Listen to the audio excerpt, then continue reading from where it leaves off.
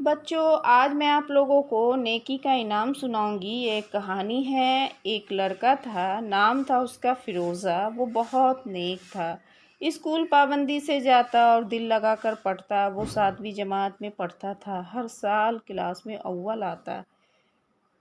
اس کے جو استاد تھے اسے بہت خوش تھے۔ فیروزہ بڑوں کا بہت ادب کرتا تھا، ان کی خدمت کرتا، دعائیں لیتا، بڑوں کی نصیحت کو خوب غور سے سنتا، ان کی باتوں پر عمل کرتا۔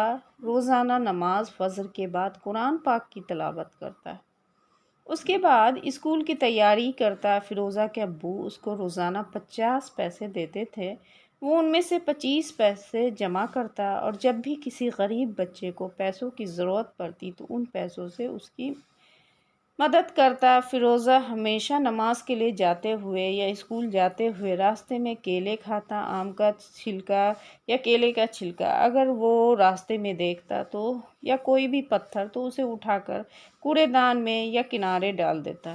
اس کے ساتھی اس کی اس حرکت کو دیکھتے تو ہنس پڑتے تھے، اس سے پوچھتے کیا تمہیں گھن نہیں آتی ہے؟ فیروزہ ان سے کہتا ہماری امی نے بتایا ہے کہ ہمارے نبی صلی اللہ علیہ وسلم فرماتے ہیں کہ راستے میں کسی بھی طرح کے تکلیف دینے والی چیز کو ہٹا دینا چاہیے، کیا پتہ کسی کو چوٹ لگ جائے، جیسے پتھر ہو یا کیلے کے چھلکے ہیں اس پر سے کوئی گر سکتا ہے، یہ صدقہ ہے، ہمارے نبی فرماتے ہیں۔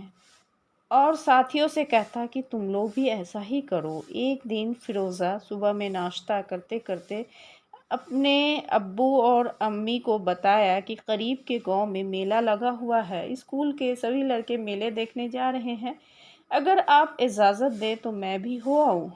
اس کے ابو امی نے اس کو اجازت دے دی تو وہ خوشی خوشی جانے کی تیاری میں لگ گیا۔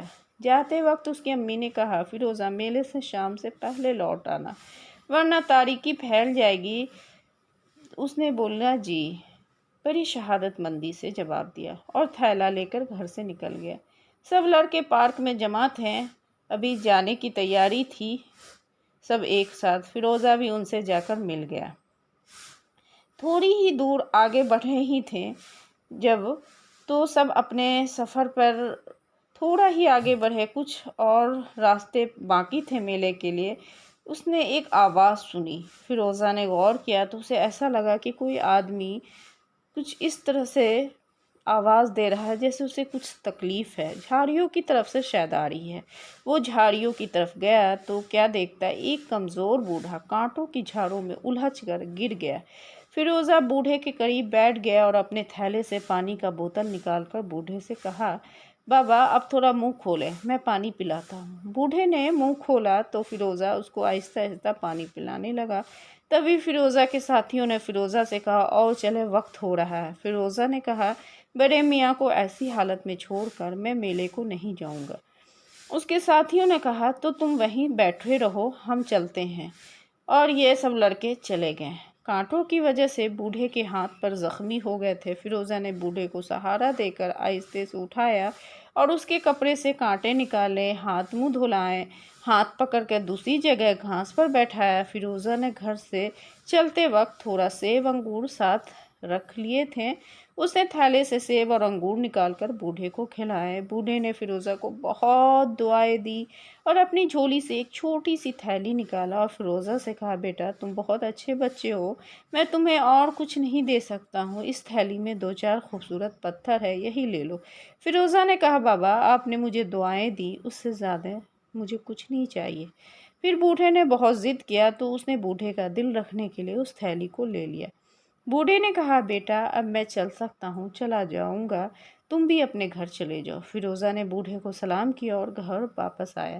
گھر آ کے فیروزہ نے اپنی امی کو سلام کیا تو اس کی امی بھی حیران ہو گئی، پوچھا اتنی جلدی کیسے چلے آئے؟ فیروزہ نے کہا امی میں تو میلہ گیا ہی نہیں، اور سارا واقعہ سنایا۔ اس کی امی سن کر بہت خوش ہوئی اور فیروزہ کو شاباشی دی۔ اس کے بعد فیروزہ نے تھیلی میں سے اس بوڑھے کی دی ہوئی تھیلی نکالی اور بولا اس میں کچھ پتھر ہے۔ جب تھیلی کھولا تو اندر اتنی چمک تھی، اس کی ماں نے کہا یہ تو ہیرا ہے، بالکل ہیرا ہے، یہ چمک رہے ہیں۔ فیروزہ اور اس کی امی بہت حیران ہوئی۔ فیروزہ کی امی نے کہا بیٹا یہ تمہارے نیکی کا انعام ہے۔